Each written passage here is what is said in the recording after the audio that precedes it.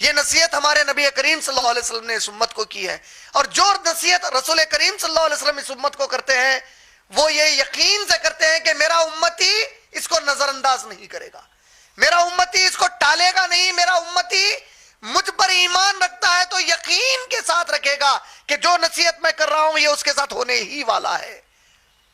ایک مرتبہ ابو موسیٰ اشعری رضی اللہ تعالیٰ عنہ اور ان کے ساتھ کچھ صحابہ مسجد نبوی کی طرف آئے ایک مقام سے سفر کرتے ہوئے، اور جب وہاں پر پہنچے تو مغرب کی اذان دے جا چکی تھی اور نبی کریم صلی اللہ علیہ وسلم بس امامت کے لیے کھڑے ہی ہونے والے تھے۔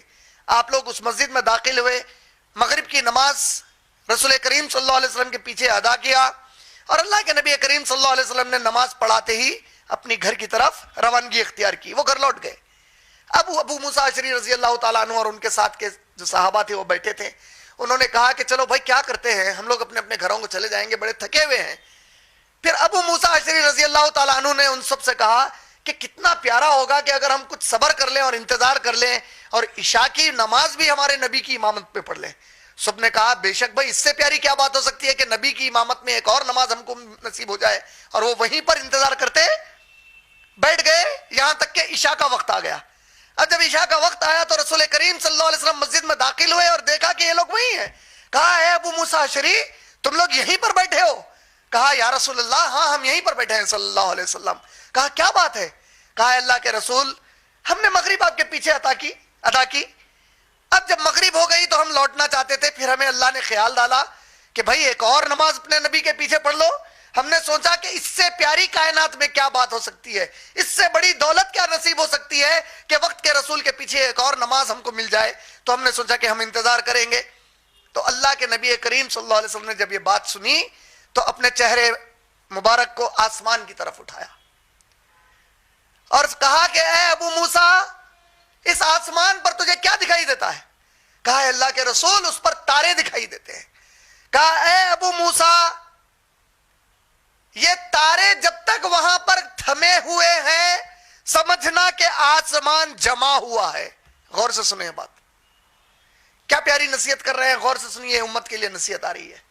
کہا اے ابو موسیٰ، یہ تارے جب تک اس آسمان پر تھمے ہوئے ہیں سمجھنا کہ آسمان جمع ہوا ہے۔ کا مطلب کیا ہوا کہ جب قیامت آئے گی تو اللہ نے سورہ تکویر میں کیا کہا، وَإِذَا الشَّمْسُ كُوِّرَتْ، اور جب سورج کو بے نور کر دیا جائے گا، جب تاروں کو بکھیر دیا جائے گا اور آسمان کھول دیا جائے گا اور پہاڑ چلا دیے جائیں گے، تو آسمان جب کھول دیا جائے گا تو وہ اللہ کا وعدہ آ جائے گا جو اللہ نے کیا ہے، اور یہ تارے بکھیر دیے جائیں گے۔ لیکن تارے اگر وہاں ہیں، چونکہ آسمان جمع ہوا ہے تو وہ آسمان ان تاروں کو جمع کر رکھا ہوا ہے۔ سمجھے بات کو؟ آسان سی مثال ہے نا، آسمان ہے اسی لیے تارے جمے ہوئے ہیں، کوئی مشکل؟ اب دیکھیے اللہ کے نبی کیا کرے، اے میرے ابو موسیٰ، میں میرے صحابہ کے لیے اس آسمان کی مانند ہوں، جب تک میں تمہارے درمیان ہوں تمہارے درمیان کوئی فتنہ نہیں آ سکتا۔ اللہ اکبر۔ اور اے ابو موسیٰ، جب میں تمہارے درمیان سے چلا جاؤں گا تو اللہ کا وہ وعدہ تم پر پورا ہوگا جو اللہ نے کیا، اور تمہارے درمیان وہ فتنے آئیں گے جو تم نے کبھی میرے زمانے میں نہیں دیکھے۔ اور پھر کیا کہا صلی اللہ علیہ وسلم نے کہا کہ اے ابو موسیٰ، ذرا یاد رکھنا ہے میری بات کو، کہ جس طرح میں آسمان ہوں اور تم لوگ تارے ہو، اسی طرح میری باقی کی امت کے لیے تم لوگ آسمان ہو اور وہ میرے تارے۔ اللہ اکبر۔ جب تک تم ان کے درمیان ہو میری امت پر فتنہ نہیں آ سکتا، جب تم ان کے درمیان سے چلو جاؤ گے فتنے آسمان سے ٹوٹ پڑیں گے ان کے اوپر۔